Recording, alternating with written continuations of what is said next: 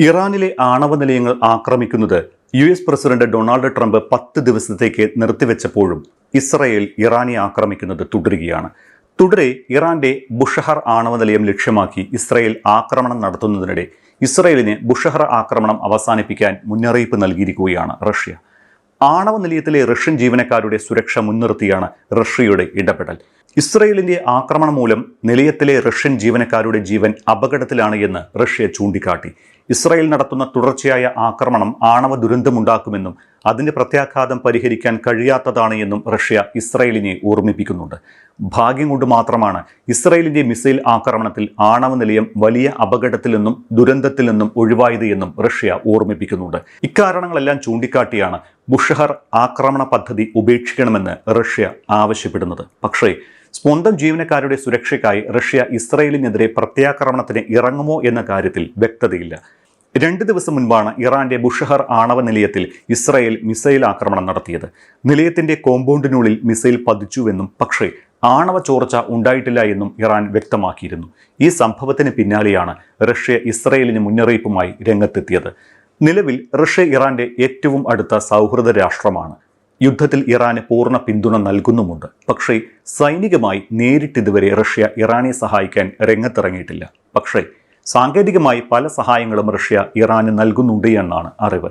അതുകൊണ്ട് തന്നെ തങ്ങളുടെ ജീവനക്കാരുടെ ജീവന് ഭീഷണിയുണ്ട് എന്ന് വരുന്ന പക്ഷം റഷ്യ ഇനി സൈനികമായും ഇടപെടുമോ എന്നാണ് അറിയേണ്ടത്. അങ്ങനെ സംഭവിച്ചാൽ റഷ്യ കൂടി യുദ്ധകളത്തിൽ ഇറങ്ങിയാൽ യുദ്ധം മറ്റൊരു തലത്തിലേക്ക് നീങ്ങും. കഴിഞ്ഞ ദിവസം യുദ്ധത്തിനെതിരെ റഷ്യൻ പ്രസിഡന്റ് വ്ളാഡിമിർ പുടിൻ രംഗത്തെത്തുകയും ചെയ്തതാണ്. യുദ്ധത്തിന്റെ അനന്തരഫലങ്ങൾ കോവിഡ് പാൻഡമിക് പോലെ അതിന് സമാനമായ മറ്റൊരു സാഹചര്യം സൃഷ്ടിക്കുമെന്ന് വ്ളാഡിമിർ പുടിൻ പറഞ്ഞിരുന്നു. മിഡിൽ ഈസ്റ്റിലെ സംഘർഷത്തിന്റെ അനന്തരഫലങ്ങൾ ഇപ്പോഴും കൃത്യമായി പ്രവചിക്കാൻ പ്രയാസമാണ്. സംഘർഷം അന്താരാഷ്ട്ര ലോജിസ്റ്റിക്സ്, ഉൽപാദന, വിതരണ ശൃംഖലകൾക്കുണ്ടാക്കുന്ന നാശനഷ്ടങ്ങൾക്ക് പരിഹാരം കാണണമെന്നാണ് പുടിൻ പറയുന്നത്. അതേസമയം യുദ്ധം ആരംഭിച്ചപ്പോൾ മുതൽ അടഞ്ഞുകിടക്കുന്ന ഹോർമൂസ് കടലിടുക്ക് തുറക്കുന്നതിനെ ചൊല്ലിയുള്ള പ്രതിസന്ധി രൂക്ഷമായി കൊണ്ടിരിക്കുകയാണ്. ഹോർമൂസ് തുറപ്പിക്കാൻ അമേരിക്ക തിരക്കിട്ട നീക്കങ്ങൾ നടത്തുമ്പോൾ ഇറാനും നിലപാട് കടുപ്പിക്കുകയാണ്. ഹോർമൂസിൽ സമ്പൂർണ്ണ നിയന്ത്രണമാണ് ഇറാന്റെ ലക്ഷ്യം. അതിനായുള്ള ശ്രമങ്ങൾ നടക്കുമ്പോൾ തന്നെ കരസേനയെ ഇറക്കി ഗാർഗ് ദ്വീപ് പിടിച്ചെടുക്കാൻ US ശ്രമം നടത്തുന്നുമുണ്ട്. ഇതുവഴി ഹോർമൂസിന്റെ നിയന്ത്രണം തങ്ങളുടെ വരുതിയിൽ കൊണ്ടുവരാനാകുമെന്ന് ഡൊണാൾഡ് ട്രംപ് കരുതുന്നു. ഇറാന്റെ എണ്ണ കയറ്റുമതി കേന്ദ്രമാണ് ഗാർഗ്. ഇത് പിടിച്ചെടുക്കുന്നതോടെ ഇറാനിൽ സമ്മർദ്ദം ശക്തമാക്കി ഹോർമൂസിന്റെ നിയന്ത്രണം കൈപ്പിടിയിലാക്കാമെന്നാണ് USന്റെ കണക്കുകൂട്ടൽ. ഇതിനായി വൻ സൈനിക നീക്കം US നടത്തുന്നതായും റിപ്പോർട്ടുകളുണ്ട്. 2500 മറൈനുകളുമായി അമേരിക്കൻ യുദ്ധക്കപ്പൽ USS ട്രിപ്പോളി പശ്ചിമേഷ്യൻ കടലിനരികെ എത്തിയിട്ടുണ്ട്. 82ാം എയർബോൺ ഡിവിഷനിലെ 1000-ലേറെ പാരാട്രൂപ്പർമാരെയും പുതുതായി പശ്ചിമേഷ്യയിൽ എത്തിക്കുന്നുണ്ട്. പ്രധാനമായും ഗാർഗ് പിടിച്ചെടുക്കുന്നതിനപ്പുറം ഹോർമൂസിൽ ഇറാൻ നടപ്പാക്കാൻ ഉദ്ദേശിക്കുന്ന ടോൾ ബൂത്ത് സംവിധാനം പൊളിക്കുക എന്നതും USന്റെ ലക്ഷ്യമാണ്. അന്താരാഷ്ട്ര വിദഗ്ധരുടെ നിരീക്ഷണമനുസരിച്ച് ഹോർമൂസിൽ കപ്പലുകളിൽ നിന്ന് യൂസർ ഫീ പിരിക്കാൻ ഇറാൻ ആലോചിക്കുന്നതായി റിപ്പോർട്ടുകളുണ്ട്. ഹോർമൂസ് കടക്കാനുള്ള ടോൾ പണമാണ് ഇത്. ചൈനീസ് യുവാനിൽ പണം നൽകിയാൽ മാത്രമേ കപ്പലുകൾക്ക് കടന്നുപോകാൻ അനുമതി ലഭിക്കൂവെന്ന് കരുതുന്നുമുണ്ട്. ഹോർമൂസിൽ ഇറാൻ വിലക്കേർപ്പെടുത്തിയ ശേഷം മാർച്ച് ആദ്യവാരം എണ്ണയുമായി കടന്നുപോയ 2 കപ്പലുകൾ ഇറാന് ചൈനീസ് യുവാൻ നാണ്യത്തിൽ കപ്പം കൊടുത്തതായും റിപ്പോർട്ടുണ്ട്. യുദ്ധപ്രതിസന്ധി അയയുകയും ഹോർമൂസ് തുറക്കുകയും ചെയ്താൽ ഈ ടോൾ ബൂത്ത് കപ്പം കൊടുക്കൽ പദ്ധതി തുടരാനാണ് ഇറാൻ ആലോചിക്കുന്നതത്രേ. ഇത് ആഗോള എണ്ണ വിപണിയിലും ചരക്ക് വിപണിയിലും വരുത്തുന്ന സാമ്പത്തിക മാറ്റങ്ങൾ വളരെ വലുതായിരിക്കും. നിലവിൽ ഹോർമൂസ് കടലിടുക്ക് വഴി ആഗോള വിപണിയിലേക്ക് മൊത്തം എണ്ണ നീക്കത്തിന്റെ 20% വരുന്നുണ്ട്. ഇറാൻ ഇപ്പോൾ ആലോചിക്കുന്നത് പോലെ ടോൾ ബൂത്ത് സൗകര്യം ഇല്ലാത്തതിനാൽ തന്നെ എളുപ്പത്തിൽ ചിലവില്ലാതെ എണ്ണ വിപണിയിലേക്ക് എത്തുകയും ചെയ്യും. മറിച്ച് ഹോർമൂസ് അടച്ചാൽ മറ്റ് കപ്പൽ പാതകൾ തേടേണ്ടി വരും.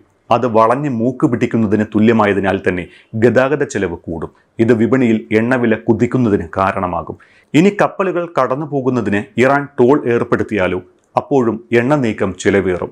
ചുരുക്കത്തിൽ യുദ്ധം അവസാനിച്ചാലും ഹോർമൂസ് ഇനി പഴയ ഹോർമൂസ് ആകുമോ എന്ന കാര്യത്തിൽ സംശയം നിലനിൽക്കുകയാണ്.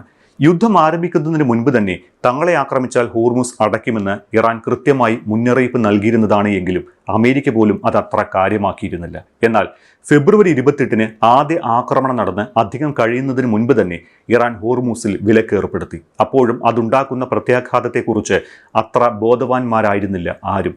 പക്ഷേ കടലിടുക്കടച്ച് തൊട്ടടുത്ത ദിവസം മുതൽ ആഗോള വിപണിയിൽ ആരംഭിച്ച പ്രതിസന്ധി മിഡിൽ ഈസ്റ്റ് രാഷ്ട്രങ്ങളുടെ അടക്കം സമ്പദ്ഘടനയെ പോലും പ്രതിസന്ധിയിലാക്കാനിരിക്കുകയാണ്. ഗൾഫ് രാഷ്ട്രങ്ങളിൽ നിന്നുള്ള എണ്ണ കയറ്റുമതിയുടെ നല്ലൊരു പങ്കും തടസ്സപ്പെട്ടു.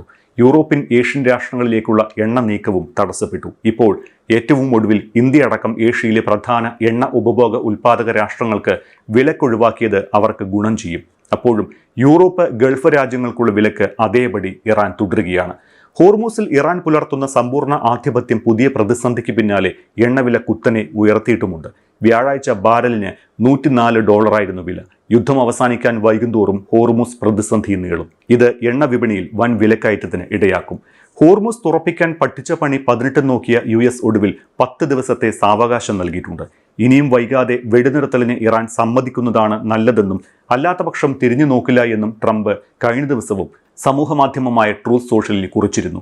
ഇരു രാജ്യങ്ങൾക്കുമിടയിൽ മധ്യസ്ഥ നീക്കങ്ങൾക്ക് തയ്യാറാണ് എന്നും ശ്രമങ്ങൾ തുടരുകയാണ് എന്നും കഴിഞ്ഞ ദിവസം പാകിസ്ഥാനും വ്യക്തമാക്കിയിട്ടുണ്ട്.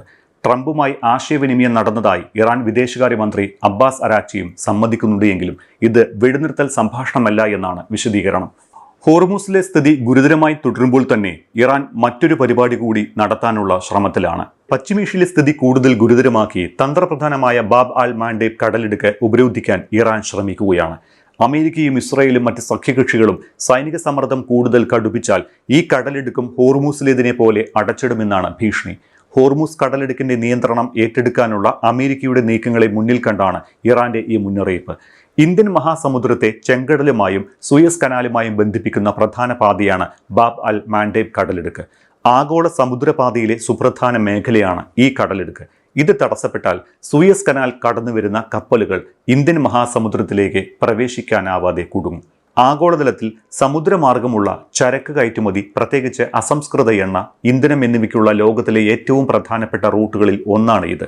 മൊത്തം കടൽമാർഗം വ്യാപാരം ചെയ്യുന്ന എണ്ണയുടെ 12%, LNG വ്യാപാരത്തിന്റെ 8% ബാബ് അൽ മന്ദേബ് വഴിയാണ് കടന്നുപോകുന്നത്. അതുകൊണ്ട് തന്നെ ഇവിടെ ഉണ്ടാകുന്ന ഏതൊരു തടസ്സവും നിരവധി രാജ്യങ്ങളെ നേരിട്ട് ബാധിക്കും. മെഡിറ്ററേനിയൻ കടലിൽ നിന്ന് സൂയസ് കനാൽ വഴി ചെങ്കടലിൽ പ്രവേശിക്കുന്ന കപ്പലുകൾ ഈ കടലിടുക്ക് കടന്നു വേണം ഇന്ത്യൻ മഹാസമുദ്രത്തിൽ പ്രവേശിക്കാൻ. US, യൂറോപ്പ് എന്നിവിടങ്ങളിൽ നിന്ന് ഇന്ത്യയിലേക്കും ചൈനയിലേക്കും വരുന്ന കപ്പലുകൾക്ക് സൂയസ് കനാൽ കടക്കണമെങ്കിൽ ബാബ് അൽ മന്ദാബ് വഴി കടന്നുപോയേ തീരൂ. ലോക വ്യാപാരത്തിന്റെ ഏകദേശം 10% മുതൽ 12% വരെ ഈ ചെറിയ കടലിടുക്കിലൂടെയാണ് നടക്കുന്നത്. ഗൾഫ് രാജ്യങ്ങളിൽ നിന്നുള്ള എണ്ണയും പ്രകൃതിവാതകവും യൂറോപ്പിലേക്കും അമേരിക്കയിലേക്കും എത്തിക്കുന്ന പ്രധാന പാത കൂടിയാണ് ഇത്. പ്രതിദിനം ദശലക്ഷക്കണക്കിന് ബാരൽ ക്രൂഡ് ഓയിൽ ഇതിലൂടെ കടന്നുപോകുന്നു. ഈ പാത തടസ്സപ്പെട്ടാൽ ആഗോള വിപണിയിലെ എണ്ണവില കുതിച്ചുയരും.